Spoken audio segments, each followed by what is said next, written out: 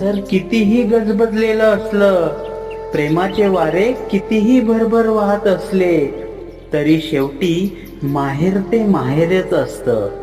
माहेरवाशीण म्हणून माहेरी आलेली प्रत्येक सौभाग्यवती ही माहेरवाशीण म्हणून मिरवण्यासाठी आतुर झालेली असते.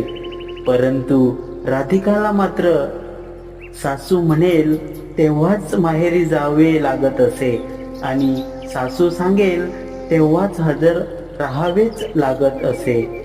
अन्यथा वाद हे ठरलेलेच असायचे.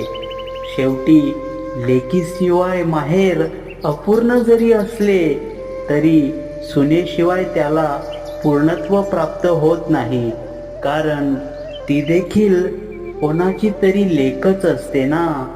पूर्ण कथेसाठी चॅनलला विजिट करा. धन्यवाद.